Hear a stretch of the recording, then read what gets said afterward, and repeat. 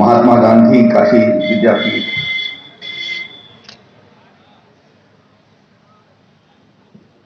के शताब्दी वर्ष जिस संस्था ने अपने 100 वर्षों का गौरवशाली जीवन व्यतीत किया है, इस कार्यक्रम में उपस्थित कुलपति महात्मा गांधी काशी विद्यापीठ professor TN. Singh ji, registrar Sahablal Maurya ji, पूर्व कुलपति जननायक चंद्रशेखर विश्वविद्यालय बलिया प्रोफेसर योगेंद्र सिंह जी, प्रोफेसर सुशील गौतम जी,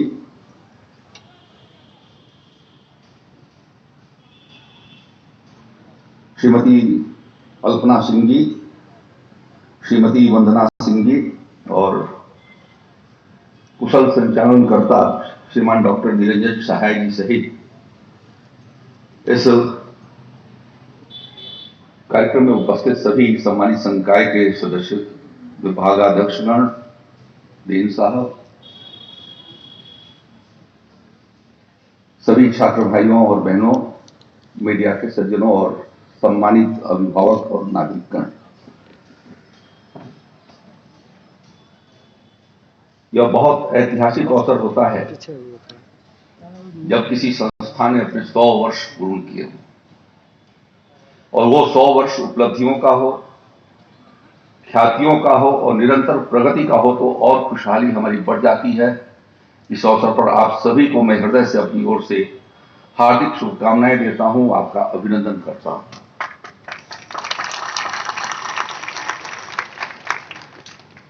काशी हिंदू विश्वविद्यालय की स्थापना के ठीक 5 साल बाद जब पंडित मदन मोहन मालवीय जी ने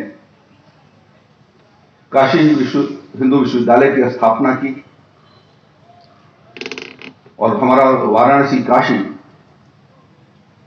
दुनिया का प्राचीनतम नगर रहा है और एक महत्वपूर्ण सांस्कृतिक केंद्र के रूप में रहा, तो उनकी यह अवधारणा थी कि इसको शिक्षा के क्षेत्र में भी पूरे विश्व को मार्गदर्शन किया जाना चाहिए, ज्ञान की धारा को संपूर्ण विश्व में पहुंचाया जाए, ऐसा एक संस्थान हम बनाए। और उसके ठीक 5 साल बाद राष्ट्रवादी विचारधारा के ही विचारकों ने इस बात की आवश्यकता को महसूस किया कि हमको एक ऐसा विद्या का संस्थान स्थापित करना चाहिए, विद्यापीठ स्थापित किया जाना चाहिए, जो मातृभाषा में शिक्षण दे सके और राष्ट्रवादी विचारधाराओं से ओतप्रोत अपने छात्रों का, अपने शिक्षकों को प्रेरित करके राष्ट्रीय आंदोलन को गति दिया जा सके। अभी कुछ दिन पहले 4 फरवरी को चौरी चौरा का शताब्दी समारोह मनाया की शुरुआत हुई है।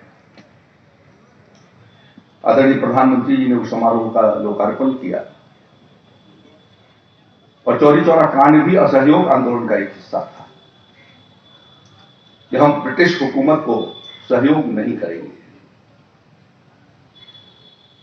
और शांतिपूर्ण प्रदर्शनकारियों के ऊपर जो हिंसक घटनाएं की गई उसका दुष्परिणाम चौरी चौरा के रूप में हुआ, जिसको कांड कहा जाता रहा है, लेकिन हमारे देश के इतिहास का एक वो टर्निंग पॉइंट ऐसा भी मानता हूं।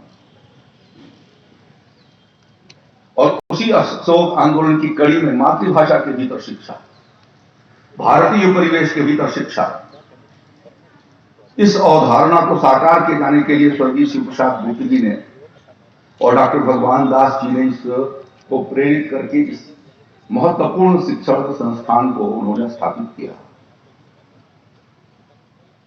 पूज्य महात्मा गांधी जी के कर कमलों से जिसका नींव पड़ा, वो स्वाभाविक है कि वो संस्थान देश की आशाओं और आकांक्षाओं को पूरा करने में समर्थ होगा, और आपने उस भूमिका को अदा किया, इसके लिए आप अभिनंदन के पात्र हैं। जैसा मैंने कहा कि इस विद्यापीठ का उद्देश्य ही था राष्ट्रीय भावना को जागृत किया जाना, हिंदी का विकास किया जाना। इतना बढ़िया हमारा संचालन कर रहे थे आदरणीय साय साहब, बहुत अच्छा लगा। सरल शब्दों में आपने इतना रोचक ढंग से आपने संचालन किया है। ऐसे ही हिंदी भाषा को सरल और आम भाषा के रूप में हम प्रस्तुत कर सके, ये कल्पना थी इस विद्यापीठ की। और उसके साथ साथ समाज का सेवा और सहयोग करना भी उसके पीछे एक उद्देश्य था। आज जिस कृषि संकाय की यहां पर अभी हमारे हाथों लोकार्पण कराया गया है, यह उसी सामाजिक सहयोग और सेवा के भाव से चलने वाले इस महात्मा गांधी काशी विद्यापीठ का एक मैं हिस्सा बन रहा हूं। इसके लिए मैं खुद अपने को गौरवशाली महसूस कर रहा हूं। मैं काशी हिंदू विश्वविद्यालय का छात्र था और आपातकाल के पहले काशी छात्र आंदोलन काफी अपने चरमोत्कर्ष के ऊपर था, खासतौर पर काशी हिंदू विश्वविद्यालय। मैं वहां का छात्र था और जब लगता था कि छात्र आंदोलन की भूमिका कमजोर हो जाएगी तो काशी विद्यापीठ के लोगों का जो सहयोग मिला है वो मैं तो अभी तक नहीं भूल पाया।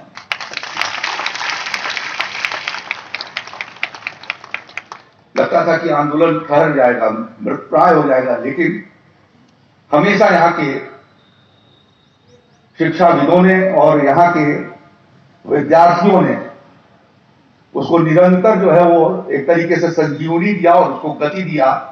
मैं एक छात्र संगठन क्या उस समय संगठन मंत्री था, जो काम सूर्यनाथ जी कर से आए हैं मेरे बाद। तो हम आते थे काशी विद्यापीठ और काशी विद्यापीठ के उस समय के भी जो हमारे संकायों के जो प्रवक्ता थे, प्रोफेसर थे, समाजवादी विचारधारा से तो ओतप्रोत थे, लेकिन उसमें राष्ट्रवाद का भी पुट था और संघर्ष की एक भूमिका थी, संरक्षण दिए जाने की एक ताकत थी और उनको विरासत में मिली हुई थी स्वर्गीय शिव प्रसाद गुप्त जी से, बाबू भगवान दास जी से, आचार्य कृपलानी जी से, आचार्य नरेंद्र देव से। ये सब लोग जैसे महापुरुष डॉक्टर राजेंद्र प्रसाद जी, महात्मा गांधी जी ने तो बुनियादी रखी थी इसकी। ऐसे लोगों के मार्गदर्शन और उनकी परंपराओं के कारण काशी विद्यापीठ बहुत ही संपन्न रहा है, यहाँ का संख्या भी संपन्न रहा है और यहाँ के छात्रों की भूमिका भी बहुत महत्वपूर्ण है। आजादी की लड़ाई में और आजादी के बाद समाज के परिवर्तन में जो समग्र आंदोलन स्वर्गीय जयप्रकाश नारायण, लोकनायक जयप्रकाश नारायण जी के नेतृत्व में चला, उसके भीतर भी काशी विद्यापीठ के अध्यापकों की, उनके विद्यार्थियों की महत्वपूर्ण भूमिका रही है। आज यदि लोकतंत्र स्थापित है, मेरे जैसा एक आम आदमी जो है किसी सरकार का मंत्री है तो उसका श्रेय काशी विद्यापीठ को भी जाता है और काशी को भी जाता है। और इसलिए मैं समझता हूं जो आज न्यू इंडिया की संकल्पना है, नई शिक्षा नीति के अवधारणा के द्वारा स्वावलंबी, महात्मा गांधी जी तो यही चाहते थे। काशी विद्यापीठ की स्थापना का उद्देश्य भी यही था कि हम अपने देश के भावी भविष्य को जो है हम स्वावलंबी बना सके, आत्मनिर्भर बना सके। उस भूमिका में आज हमारे प्रधानमंत्री नरेंद्र मोदी जी ने पूरे देश से आह्वान किया, हर क्षेत्र के भीतर आत्मनिर्भर बनाया जाए। और ये तो आज का आज नहीं, 100 साल पहले जब आधारशिला रखी गई थी तो इसकी बुनियाद तो आपने उसी समय रख दिया था। उस संकल्प को पूरा किए जाने में मैं समझता हूं कि आज भी महात्मा गांधी काशी विद्यापीठ की उतनी ही सुसंगतता है जितना वो 1921 में आधारशिला रखते समय हुई थी। और इसलिए मैं चाहूंगा कि चाहे वो ज्ञान और विज्ञान का क्षेत्र हो, चाहे वो सामाजिक और राजनीतिक क्षेत्र हो, हम उस भूमिका और उस जिम्मेदारी को निर्वहन करने के लिए तैयार हैं।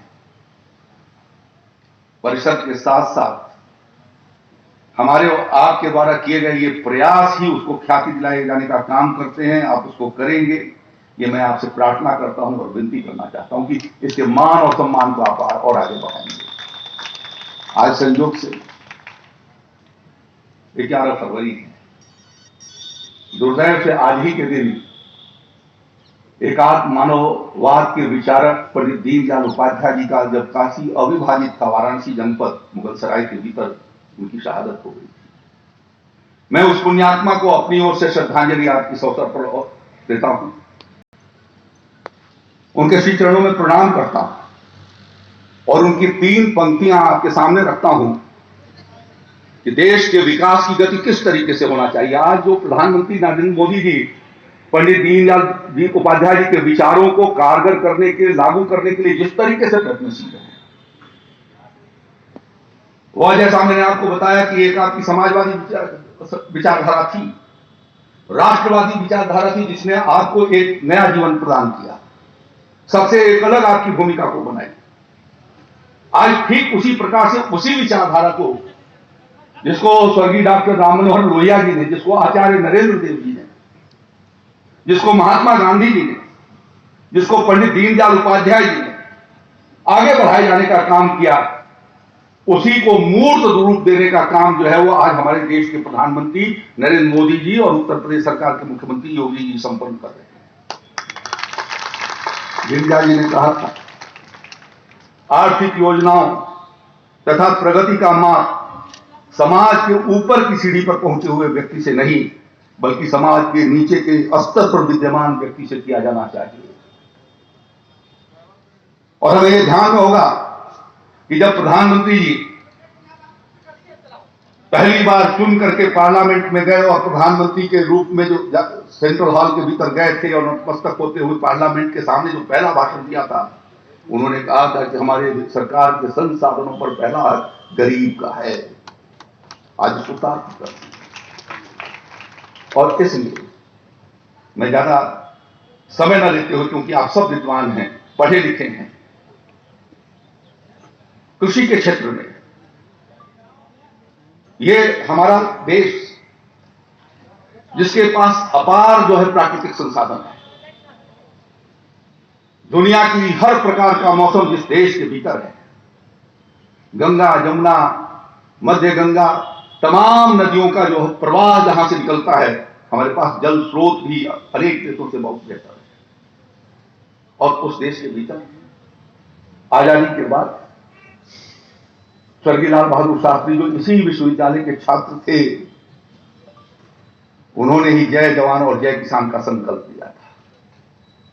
किसान लड़ेगा मोर्चों पर, जवान लड़ेगा मोर्चे पर, और देश को आत्मनिर्भर खाद्यान्न के बनाए जाने में किसान लड़ेगा अपने खेत के ऊपर।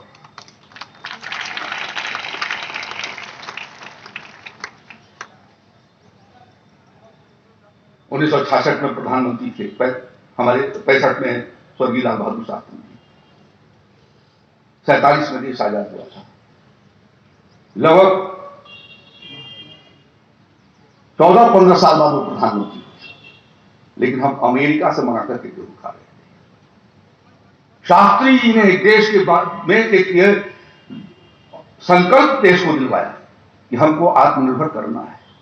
आज हम खाद्यान्न के प्रसंग में खास तौर पर जो है वो गेहूं और चावल में, जो हमारा गेहूं बाहर से खरीद करके आता था, अमेरिका से आता था, ऑस्ट्रेलिया से आता था, आज देश आत्मनिर्भर हो चुका है। चावल में भी हम आत्मनिर्भर हैं। अटल बिहारी वाजपेयी जी ने अपने कार्यकाल के जमाने में 26 देशों के भीतर खाद्यान्न की आपूर्ति कराई थी, खासतौर पर अरब के देशों में जब ईरान और इराक की लड़ाई हुई। वसुधैव कुटुंबकम की धारणा से दुनिया का कोई भी आदमी भूखा न रहने पाए, हमारी परंपरा है, उस परंपरा को पूरा किए जाने के लिए जो है अटल बिहारी वाजपेयी जी ने 26 देशों को खाद्यान्न भेजा। आज मैं इस बात को कहना चाहता हूं, मैं बहुत कम आज का समाचार पढ़ा, लेकिन उसी में आज जागरण में एक समाचार है कि देश दलहन के उत्पादन में आत्मनिर्भर की दिशा में आगे की ओर बढ़ रहा है। हमारे देश के भीतर 15,000 करोड़ रुपए का विदेशों से दाल आयात होता रहा है।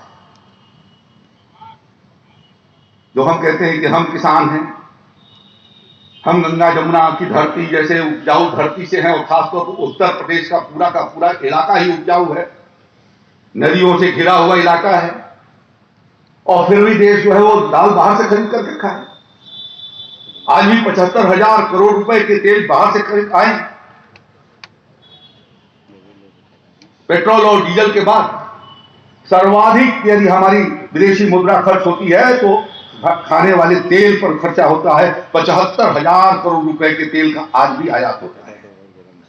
मैं काशी विद्यापीठ के कृषि संकाय के मित्रों से कहना चाहता हूं, छात्र भाइयों और छात्र बहनों से कहना चाहता हूं कि शताब्दी अवसर पर हम इस बात को संकल्प लें कि आने वाले दिनों में जब हम गणतंत्र दिवस का जश्न मनाएं, यानी 5 साल बाद मनाएंगे उसको, स्वतंत्रता दिवस का अगले साल मनाने जा रहे हैं। प्रधानमंत्री जी ने तो तय किया है कि स्वतंत्रता दिवस के जब स्वर्ण जयंती मनाएंगे तो उस अवसर पर हम कोशिश करेंगे कि हम देश से तमाम समस्याओं का निदान निकालें। दलहन के क्षेत्र में भी, जैसे दलहन के क्षेत्र में आत्मनिर्भर हो जाएंगे 2022 तक, इसी तरीके से हम तिलहन के क्षेत्र में आगे बढ़े। हमारा कृषि संकाय उस दृष्टि से काम को आगे की ओर बढ़ाए। जैसा हमारे पास जलवायु है, मौसम है, हमारा दुनिया के भीतर आम का सबसे ज्यादा उत्पादन होता है, हम उसकी क्वालिटी को सुधार करें। बनारस का लंगड़ा विश्व प्रसिद्ध लंगड़ा रहा है, आजादी के पहले से रहा है, हम उसकी पहचान करें। इसी वाराणसी जनपद का एक हिस्सा होता था चकिया, जहां के पहाड़ी क्षेत्रों में उस समय आदमचीनी करके एक चावल उत्पन्न होता था जो आज लुप्त हो रहा है। आज उसको हम संरक्षित करके और उसके जीवन को बढ़ा सके, उस दिशा में हम प्रयास करें। क्वालिटेटिव प्रोडक्शन हम किस तरीके से करें, उसके लिए टेक्नोलॉजी का इस्तेमाल को किया जाना, कम पानी का इस्तेमाल करते हुए बढ़िया और बेहतर उत्पादन हम कैसे कर सकते हैं, आकर्षण पैदा करने वाले खूबसूरत उत्पादन कैसे कर सकते हैं। जो आज कुपोषण की समस्या है, आपके इस वाराणसी क्षेत्र के भीतर, सोनभद्र जनपद एस्पिरेशनल डिस्ट्रिक्ट के भीतर, चंदौली जनपद एस्पिरेशनल डिस्ट्रिक्ट के भीतर, शायद काशी विद्यापीठ का भी क्षेत्र विश्वविद्यालय का अंतर्गत वही जनपद है। तो इस कुपोषण की समस्या का समाधान ये विटामिन सी, विटामिन डी आदि खिलाने से नहीं समाधान होने वाला है। उसका समाधान तो भोजन के माध्यम से ही होना है।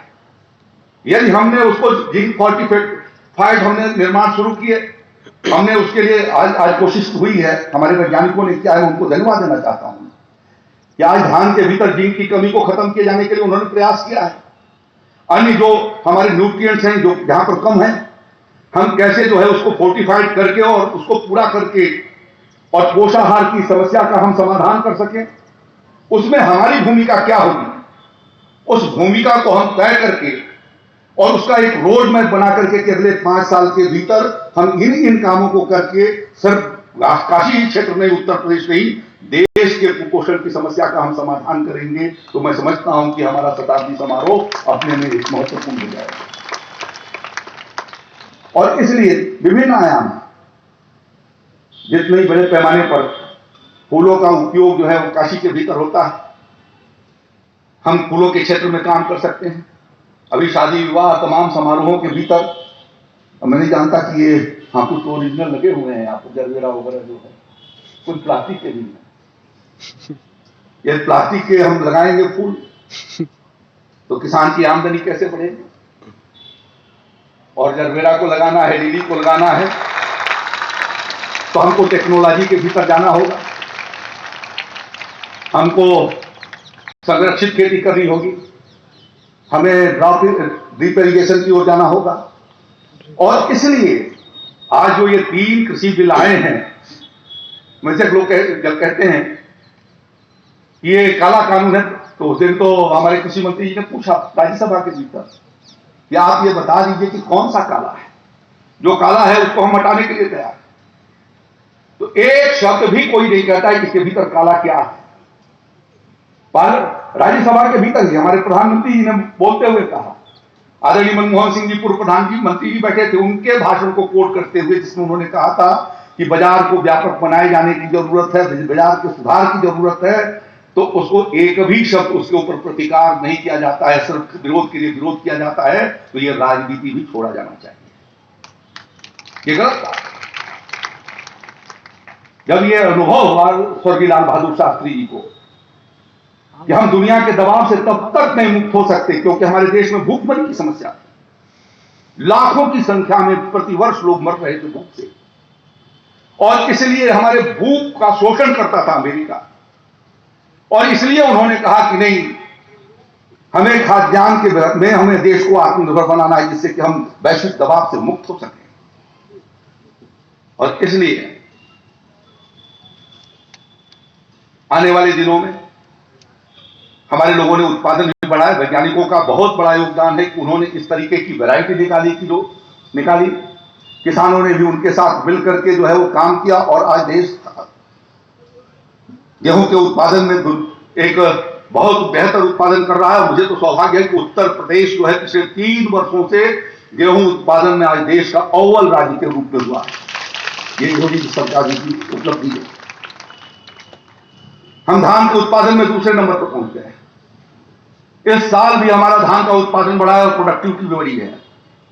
और जो संकेत मिले हैं, रात ही मेरी एसीएस से अपनी बात हो रही थी अपर मुख्य सचिव से, तो गेहूं का भी और जो है वो तिलहन का भी उत्पादन उत्तर प्रदेश के भीतर एक रिकॉर्ड उत्पादन होने जा रहा है। जहां हम रिकॉर्ड उत्पादन कर रहे हैं, वहीं पर जो है व्यापक पैमाने पर एमएसपी की खरीदारी हुई। इस साल 63 लाख मेट्रिक टन, जितना समाजवादी पार्टी के 5 साल के सरकार में खरीदारी हुई थी, उतना अकेले 2020-21 वर्ष के भीतर उत्तर प्रदेश की योगी सरकार ने 1 साल के भीतर खरीदा है। उसे कहा जाता है कि किसान विरोधी। मेरे सामने आंकड़े हैं भारत सरकार के।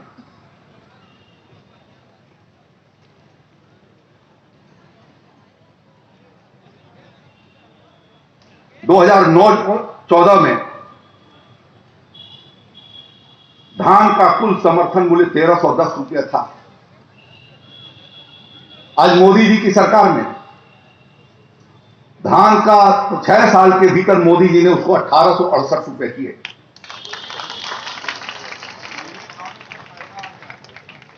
और जिन किसानों ने खरीदा उनके खातों में पैसा सीधे जा रहा है।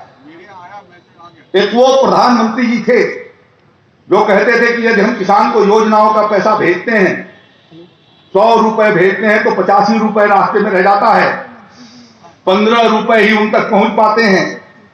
आज मोदी जी का पीएम किसान सम्मान निधि पहुंचता है, 2000 रुपया जाता है तो 2000 तक 2000 रुपया पहुंचता है, उसमें से 2 रुपया काटने वाला कोई नहीं।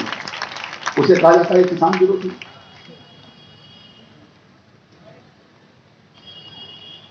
कुल 2,06,000 करोड़ रुपए की खरीदारी हुई थी 2009-14 के भीतर, और 2014 से 19 तक 20-21 नहीं उसमें जुटा हुआ है। 5 साल के भीतर मोदी जी की सरकार ने 4,95,000 करोड़ रुपए का धान की खरीदारी किया। उसको कहते हैं कि साहब ये एमएसपी हटा देगा। 1,82,000 करोड़ की 5 साल की मनमोहन सिंह जी की सरकार ने 2009 से 2014 तक खरीदारी किया था 1,68,000 करोड़ रुपए का,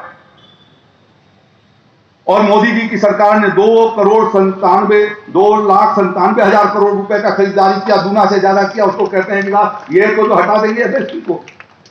जिस दाल की मैं चर्चा कर रहा था, कुल उनके जमाने में 645 करोड़ रुपए की दाल की खरीदारी हुई थी, और आज मोदी जी की सरकार में 49,000 करोड़ रुपए की खरीदारी 5 साल के भीतर हुई।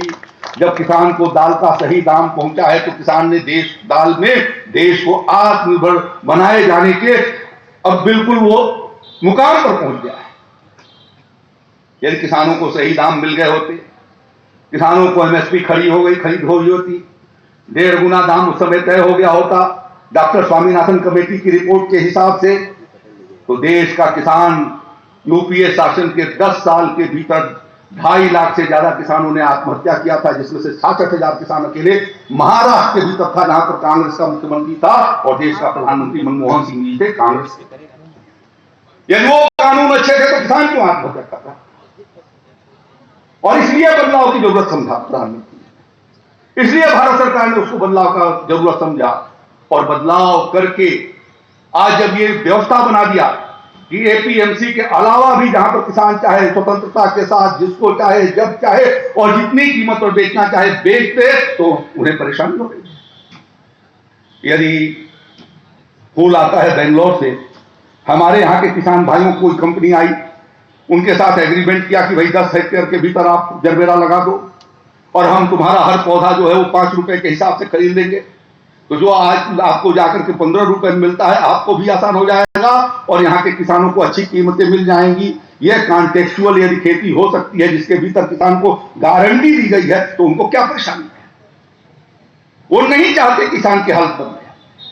और इसलिए कृषि क्षेत्र में काम करने वाले जो हमारे शिक्षाविद हैं, वैज्ञानिक हैं, छात्र हैं, आज जरूरत के हिसाब से यदि हमारे देश को आगे की ओर बढ़ना है तो हमको उसी प्रकार की विशिष्ट खेती को अपनाना होगा।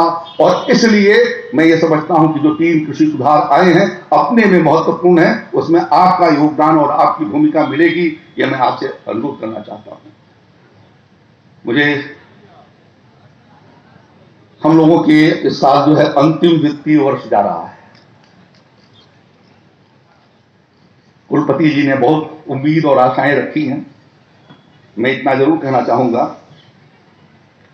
कि प्रोटेक्टिव फार्मिंग के लिए या अन्य के लिए आप यदि कोई प्रोजेक्ट भेजते हैं राष्ट्रीय कृषि विकास योजना के भीतर, तो हम कोशिश करेंगे कि आपको कुछ राज्य सरकार से सहयोग दे करके और उसको आगे की ओर, हॉर्टिकल्चर को आगे की ओर बढ़ाया जा सके। मेरा यह मानना है कि फूड ग्रेन से ज्यादा रिकवरी जो है वो हॉर्टिकल्चर के भीतर है। टाइम ड्यूरेशन उसके भीतर कम है और किसान यदि आज लगाता है 2-2.5 महीने के भीतर उसको पैसे आने शुरू हो जाते हैं। गेहूं लगाते हैं तो 5-6 महीने बाद पैसे आने शुरू होते हैं। धान लगाते हैं तो 5-6 महीने लग जाते हैं।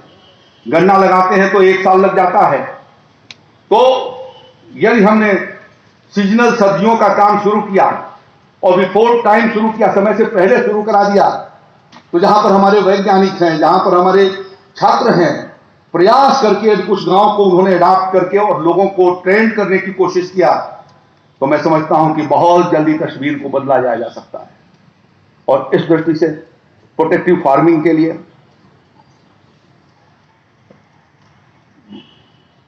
वन ड्रॉप मोर क्रॉप की दृष्टि से यदि आप कोई योजना डालते हैं, आपके पास फार्म होता तो हम और योजनाओं को दे सकते थे, लेकिन आपके पास होगा तो बनाइए। हमने काशी हिंदू विश्वविद्यालय को उस वहां के छात्र होने के नाते अपने जमाने में 26 करोड़ रुपया दिया है। जो भारत सरकार का एग्रीकल्चर मिनिस्ट्री ने किया होगा वो राज्य सरकार की हो गया, इतना की सरकार ने किया मिर्जापुर के भीतर। नहीं, अब तो देखेंगे ना जो आएगा प्रोजेक्ट तो उसको एग्जामिन करना पड़ेगा ना कि क्या उसकी वाइबिलिटी है। वो जो हमने वहां पर दिया है वो एम्ब्रियो टेक्निक के ऊपर दिया हुआ है कि जो बांझ जानवर हमारे होते हैं और जिसकी वजह से किसान उसको छोड़ देता है, जो दूसरे की गर्भ से निकाला हुआ शुक्राणु और उस बांझ के भीतर डाल करके बच्चा पैदा कराया जा सके, जो आज डॉक्टर कर रहे हैं पुरुषों और महिलाओं के लिए, उस टेक्निक को पशुओं पर इस्तेमाल किया जाए, उसका एक बहुत बड़ा प्रोजेक्ट हमने जो है काशी हिंदू विश्वविद्यालय को दिया। यही दूरदृष्टि है हमारे प्रधानमंत्री मोदी जी की। ले चलना है तो हमको ले जाना होगा। आज चुनौती है दूध उत्पादन के क्षेत्र में कि दूध की पर कैपिटा प्रोडक्टिविटी बहुत कम है और खासतौर पर उत्तर प्रदेश में कम है। हमें अच्छे नस्लों के लिए बहुत बड़ा काम करना होगा और वो नस्ल अच्छे देशी नस्लों का करके, और हम हरियाणा का, साहिवाल का, गिर गाय का, ऐसे तमाम गंगा टीरी गायों का यदि हम करके और एम्ब्रियो टेक्निक के माध्यम से या सेक्स आउटलेट सीमेन के माध्यम से यदि हम उनके बच्चियां ज्यादा पैदा हो, बछड़े कम हो, दूध का उत्पादन बढ़े, या एक दूरगामी व्यापक नीति के आधार पर हम काम कर रहे हैं। हमने सभी यहाँ के कृषि विज्ञान केंद्रों को कृषि क्षेत्र के भीतर कृषि शिक्षा और अनुसंधान के ऊपर पिछले 4 वर्षों में लगभग 300 करोड़ रुपए हमने अपने सारे विश्वविद्यालयों को दिए हैं। हमारे पास 4 विश्वविद्यालय तो राजकीय हैं कृषि विभाग के, एक विश्वविद्यालय हमारा पशुपालन विभाग का है, लेकिन उसमें हमने केंद्रीय संस्थानों को भी दिया है जो उत्तर प्रदेश के राज्य के हित में काम करेगा। उत्तर प्रदेश राज्य सरकार उन केंद्रीय संस्थानों को भी मदद करने के लिए तत्पर है और क्योंकि व्यापक हित उसमें हमारे उत्तर प्रदेश के किसानों का लगा हुआ है। मैं चाहूंगा कि जिस तरीके से आपने अपने काशी विद्यापीठ की स्थापना के समय जो संकल्प था, उद्देश्य था इस काशी विद्यापीठ का, आज कृषि क्षेत्र उसके चुनौतियों के भीतर भी एक है, जहां पर कृषि क्षेत्र के भीतर स्वावलंबन खड़ा हो सके, आत्मनिर्भर खड़ा हो सके, उसमें आपका योगदान मिलेगा। इन्हीं शब्दों के साथ मुझे आपने आने का अवसर दिया। आप आने का मौका न देते तो शायद जो है मैं पहुंच नहीं पाता। आपने अवसर दिया है, इसलिए मैं आपका हृदय से आभारी हूं और फिर से आपके गौरवशाली मंगलमय भविष्य की कल्पना साकार हो सके, उस कल्पना को साकार किए जाने के लिए आपके लिए मंगल कामना करता हूं। बहुत बहुत धन्यवाद।